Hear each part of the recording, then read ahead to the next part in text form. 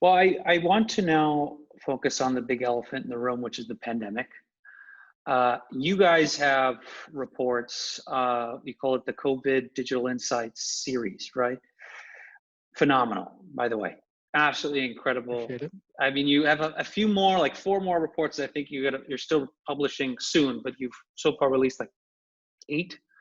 And you're literally walking through step by step about what's happened, how to respond, what are the specific technology solutions necessary, how does it affect everything from supply chain to customer or patient trust, and then what do you have to do next? I mean, it's a really great report. I'm not going to be able to do any justice by asking you questions. I highly encourage the audience to look into this content because it's really great. But I have a couple questions from it. And I know we don't have all the time in the world to go through all of it, so we'll only highlight a little bit.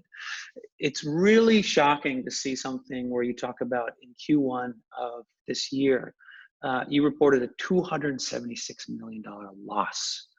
And that was what seemed like attributed to one, patient fear, not going to the hospital, loss in fee for service, different surgeries, et cetera. On top of that, rise in costs, staffing, equipment, et cetera. And you talk about how the immediate strategy right now is gaining trust back.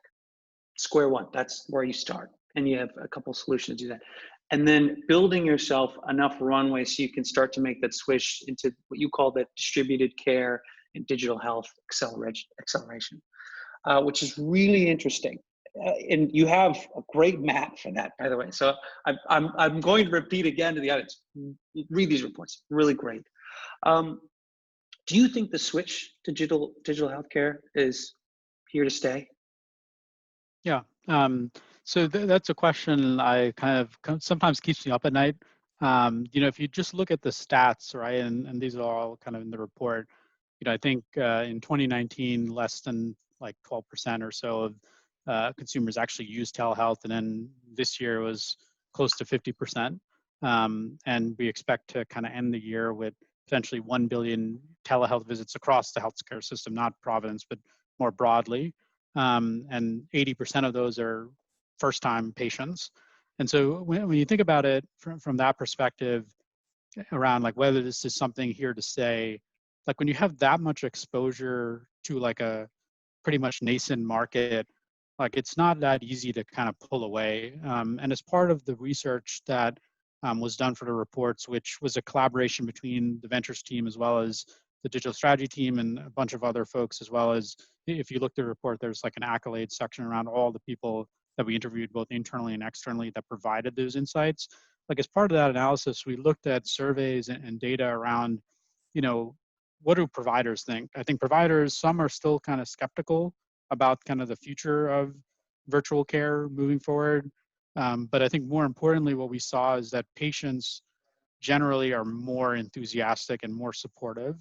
But the one thing that needs to happen is it just can't be status quo, like a video visit, like kind of what we're doing now, where we're just talking video, like a Zoom meeting isn't going to work forever. Like it may work for another year. Like there still needs to be innovation in there. Virtual visits need to expand to include something along the lines of like what I'd like to see happen in the future is, if I'm seeing a doctor for a primary care visit and they tell me, hey, you need to go see a podiatrist for something wrong with your foot, like I'm going to connect you to one right after this visit so that you can talk to them for 10 minutes. And then right away I get connected to that specialist. That's what I kind of want to see, that seamless type experience where it's not like a disconnected experience. And I think you can do that with virtual care because of the fact that it's so nimble and you're able to do that. And I think if it gets to that point where, you only need to go to the doctor once to get all of your needs addressed for maybe like an hour. And at the same time in the back end, like you have a scribing system that's listening to the virtual visit and logging it all into Epic so that you can see after the fact, like, hey, this is what happened, like this is what you need to do, etc. Like that's kind of the future. And so, like is telehealth here to stay and is virtual care here to stay? Yes, but it's going to need to evolve into something close to that future dream state that I described, which is something as a personal dream, but like or seems like a dream today, but like it's the technology is coming, and I think as it evolves, that's definitely going to be something that will stick around. Interesting. It's definitely the pandemic has really turned the healthcare industry on its head. And there's excitement around pushing towards digital health, distributed care, et cetera. But there's also, in some cases, what you highlight in your reports is there can be some complications too. I mean, I'm curious, you have there might be issues with the dealing with the cross-state health telehealth. Is that okay across country, right? You have regulations that are now trying to say, how do you reimburse telehealth services? And it's leaning towards more favorable. But then you also have situations where virtual care might be cheaper than in-person care, might cannibalize some business. So it seems like there's also a host of challenges that's going to come along the way, and I'm curious what your thoughts on those. Yeah, I think the regulatory points that you made are really critical to kind of the future growth of telehealth and virtual care in general. I think when we went out and talked to provider systems and payer groups as well as industry experts, we kind of had like a little bit of a mix of like of answers where the payers were like, no way, this is going to stay forever in terms of in-person rates, like everything's going to go down. And then provider systems that we talked to were like, oh, it's definitely going to stay forever in this way because it's just the uptake is so great and people are so used to it and they're going to demand it. And similarly on the labor side, like across state lines, our provider systems were like, yeah, like this will be great because now we can pool resources from multiple different states instead of just our state. And then other groups and staffing teams or staffing organizations were a little bit like, well, I don't think it's going to stay that way because the states have such a strong preference to protect their workers, which is true. And so, what will the end state be? It's another question similar to the last one that keeps me up at night sometimes, in that I think it's going to land somewhere in the middle. And so, with respect to reimbursement rates on telehealth, like what I feel will happen is it's going to be somewhere in between where for certain procedures or for certain telehealth visits, it's going to have to go down than in person. Like, for example, primary care visits, those are very commoditized.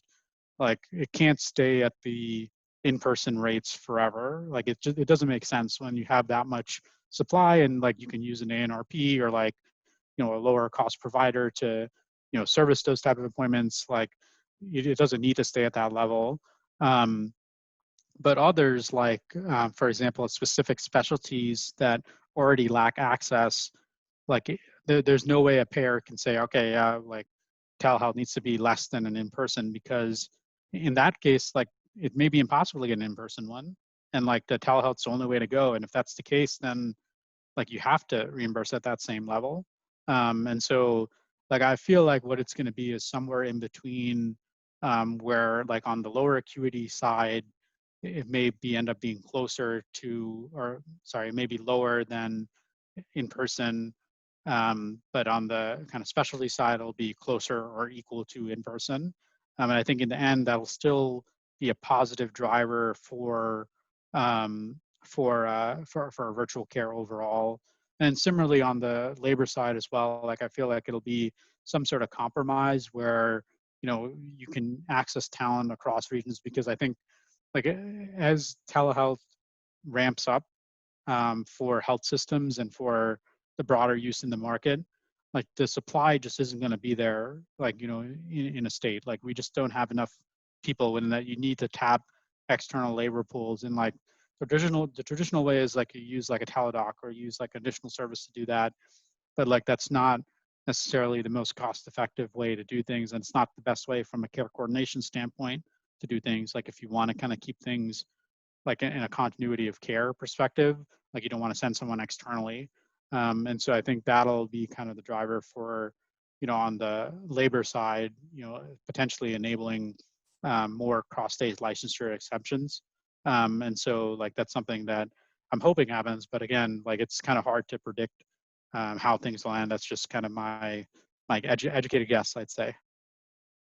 It's tough to predict, and it's such a complex problem as well. And I think it's a good prediction. with I know we have a limited set of time, so I have one more question, and we'll go back on commenting on the cool factors of Providence Ventures.